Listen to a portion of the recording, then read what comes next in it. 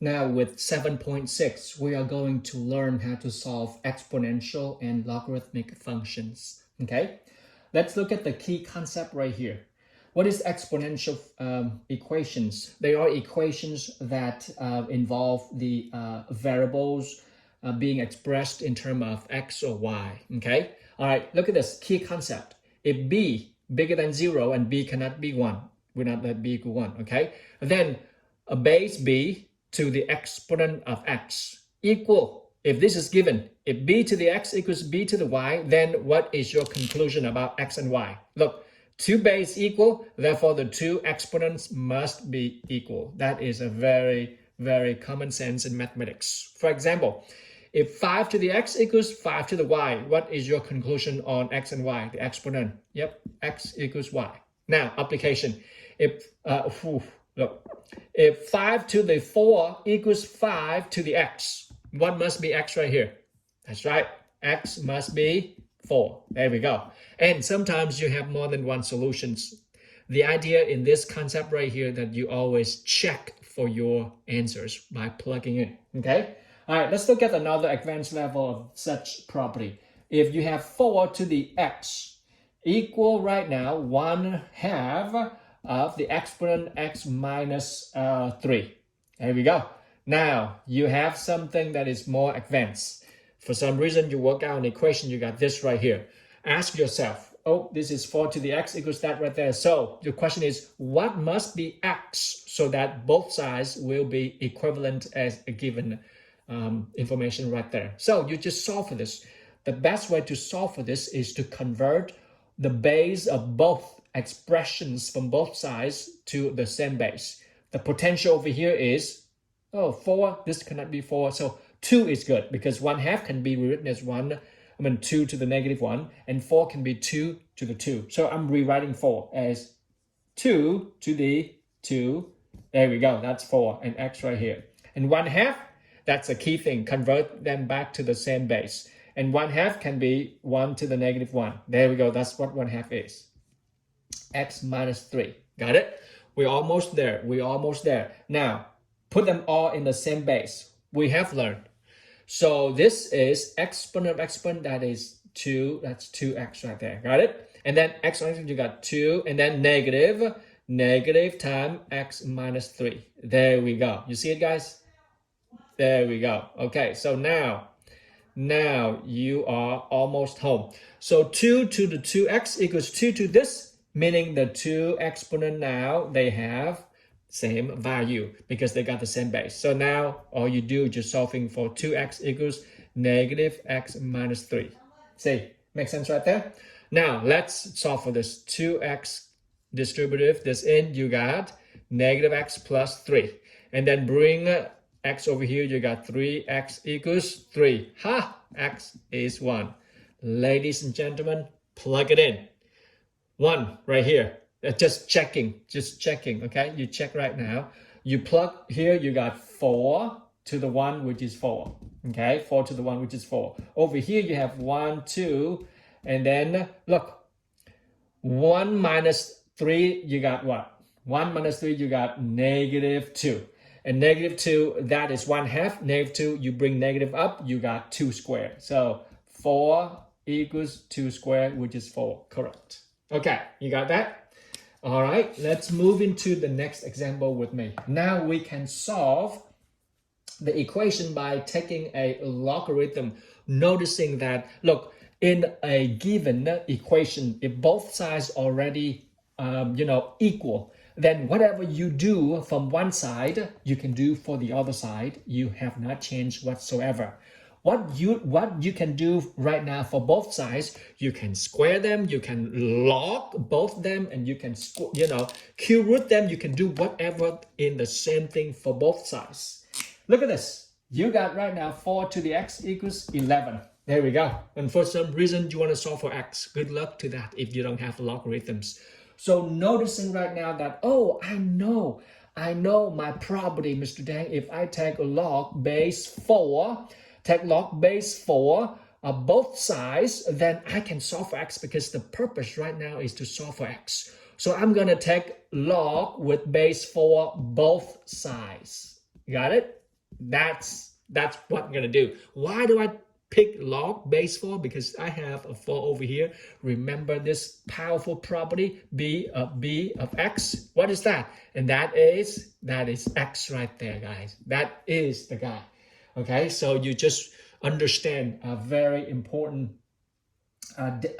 definition. Okay, so here we go. I'm gonna take log base for both sides. So this now turned into log of base 4 both sides. Okay, x right there equals log of, I'm using the same color, Mr. Dan.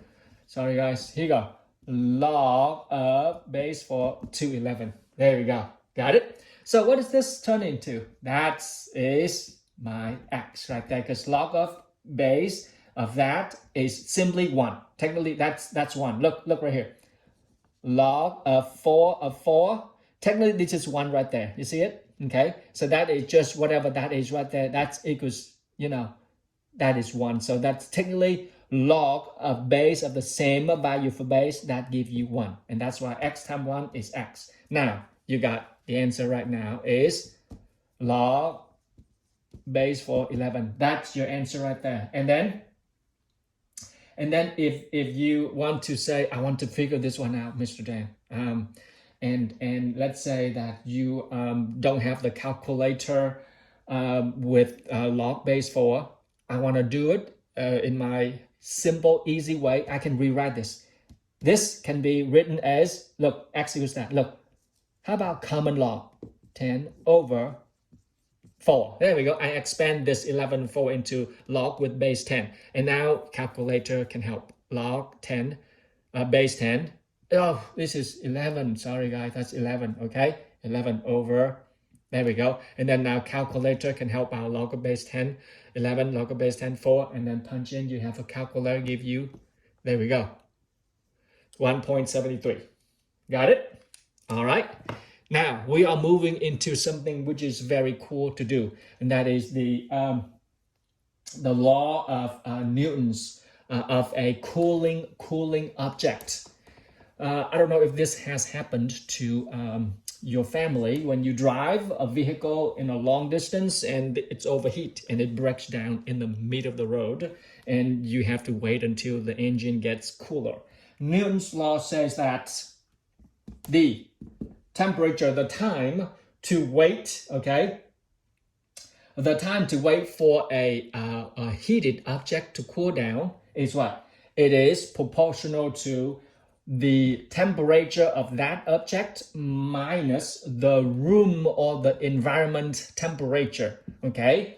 Time with E, E, that's 2.7, to the negative, the rate, which is the material of that. You guys take physics and chemistry and you guys understand the rate based on if it's gold or it's silver or it's bronze, depends on the chemical stuff, okay? And plus with the TR. There we go. This is Newton's cooling law for a certain heated object due to the environment, how long it would take. So here we go, ladies and gentlemen. Let's solve this one right here, okay? Your T right here is the, let's look at example 3 with me, okay guys? Look right here. All right, you have right here, T0 is the temperature and T, temperature T and delta T. Okay, all right, this is the temperature and the small t is the time. Okay guys, got it? Now look at this, your cars. You're driving in a hot day when your car overheats and stops. The overheat is 280. Whoa, the overheat, which is the object right now, is 280 Fahrenheit degree. That's right there. Let's label them. And it can be driven again. It can be driven again when it is only 230. When it is 230, this is drivable. So you have to find out how long does it take to get down to 230 Fahrenheit. There we go. That's the guy we're looking at. All right. But then you say, what's the temperature in the day when the car breaks down in the environment? What is it? They gave you the temperature here. Oh yeah, that is 80 Fahrenheit. Okay, what else am I missing? Oh, what type of material that the engine is made? It is R. The rate of that material is, R right now is 0.0 0.048. So we got everything. We got everything. What are you waiting for? That's what the book has. So now all you do is just plug in how long will it take you. Well, room temperature is 80 Fahrenheit, the environment. So how long does it take? Plug everything in. You got, I'm going to use the, let's use black ink. You got 230 equals what? 280 minus 80, okay, times with e to the negative 0.0048. That's r, okay, times with t. How long will it take? Plus 80. All right, all you do right now is just solve for it. Bring 80 over, okay? Bring 80 over, you will have what? You will have 150. This minus this, you will have 200. E to the negative 0.0048t. Ladies and gentlemen, the next step is divide both sides by, that's right, you can divide by 200, bring over here, divide by 200, 200. Okay, so that is gone. Okay, divide this by 200 over here, you got 0.75. You got 0.75. I'm using my finger to erase this, sorry. There we go. All right, now, Mr. Dan, how do I solve for this guy? Okay, look, I got E. I got E as my base. So I'm going to use natural log. I take natural log, which is base E, both sides. Take natural log, both sides. Remember I told you? Now you have the powerful tool that you can do log. You can take natural log, both sides. You have not changed whatsoever. So take natural log, both sides. Why do I do that? Because I see E over here. By taking natural log of E to whatever the exponent is, that will equal the exponent. So on the left side, you will have natural log of 0.75. On the right side, the ln of E, look, the ln of E to the negative 0.0048t, and that is the exponent itself. You bring that down. That is the exponent itself. So that is negative 0.0048t. Now, ladies and gentlemen, use your calculator, divide both sides by negative 0.7748. You will have t. So t turn out it's going to be about an hour. There we go. T will be 60 minutes. It's about an hour. All right, there we go. Pretty cool, huh? Minutes right there. That's the task, and using logarithm as a tool to write a formula. Okay? Now, you just learned taking log, natural log, both sides, and this will be another application, and you will see right now in mathematics, whatever you see is logic. Sometimes you need to prove that, sometimes it's given to you. What do I mean by that? Logarithmic equations, I'm looking at page 517. You can express your logarithms in a variable when you have exponential. What do I mean? Given right now, b, x, and y, they are positive numbers, and b cannot be 1. Okay? Then guess what? Log of b to the x, if this is given, if right here. All right? Log of b to the x equals log of b to the y. If these two equal each other, what is your conclusion? Remember I told you, if b to the x equals b to the y, what is your conclusion? Yeah, then x equals y. Same thing, log of b to x, log b, then the conclusion is x equals y. That's pretty cool, guys. It is very powerful, okay? All right, let's look at the example. If log of base 2 to the x equals log of base 2 to the y, what's your conclusion? Yep, x equals y. Ta-da! Is that profound? All right, here we go. Let's look at the example, okay? Now you can have this guy in a messy form. If they both have the same base, then they should be equal to each other. Let's look at example 4 with me, please. Here we go, example 4. Example 4 you have right now is log of base, what? Base 5, not 4, Mr. Dan. 5, you have 4x minus 7 equals log of 5, what? X plus 5. There we go.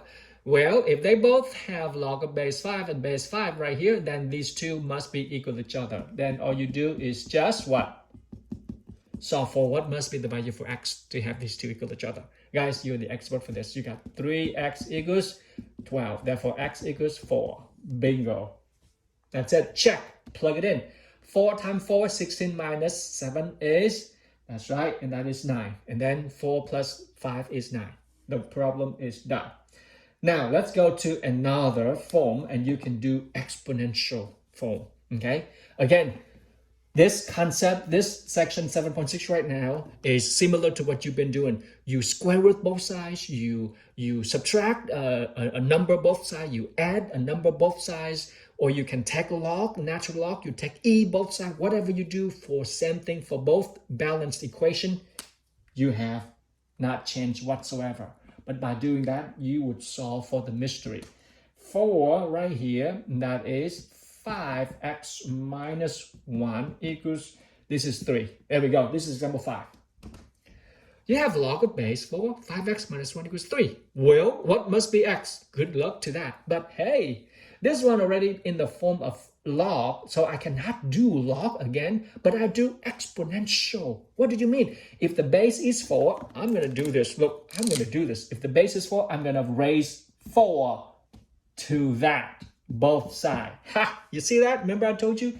B to the x equals b to the y, then x must be equal y. Ha! Now look, the base 4 to the exponential form, the base 4 to the exponential form. Therefore, these two must be equal to each other, right? But no, that's another way to say this. Look, why do I choose base 4? I chose base 4 is because my beautiful, beautiful formula. There we go. I choose base 4 because I have, base 4 because 4, Mr. Dan, because my definition said that b of log of bx, what does that give me? That give me the x itself. That's what it is right there. That is the powerful, powerful formula. And I told you already from the exponential form and logarithmic form and the inverse of the function and the definition you need to memorize. So this is another definition, the property, and the definition, the inverse. So you got that. By now, you should know how to do this. Look, 4 of log of 4 to whatever that right there is that right there, 5x minus 1. There we go. Got it? And on the other side, left side, what is 4 to the 3 power? Oh, you know that. 4 to the 3rd power give you 4 to the 3rd, that's 64. The task is almost home for you. Bring this over, you got 5x equals what? 65. Divide this, you will got what? That's right, 13 it is. Boom. You just solved for a big mystery right there. John Neighbor is a genius. Man, developed this is a cool thing. So you plug 13 in, you will see that exactly right there. Let's see if that's right there. 13 you plug in, you will have it is 65 and minus 1 is 64 and 4, check. The work is done perfectly. Always check your work, okay? Because sometimes you have extraneous value. Now, ladies and gentlemen, let's do a standardized practice. You will see a typical problem like this in your SAT and ACT for Algebra 2. All right? Hopefully, you guys will ace your math part. What are the solutions of this guy right here? All right, you ready? Let's go for a ride. And that is, you have now example 6. And that is log of 2x, okay? Plus log of what? Of x minus 5 equals 2. Okay, that's the task right there, guys. The task right there now is asking you to really check to see your answer. Okay, which one is your solution right here? Let's go. Your solution right now is, let's move on and solve this one, shall we? This is a product, okay? So it's a product, then it's a sum, so you can put them in the form of a product. That x minus 5 equals what? 2. Okay, you got it? All right. So now I am solving for x. This is property right there.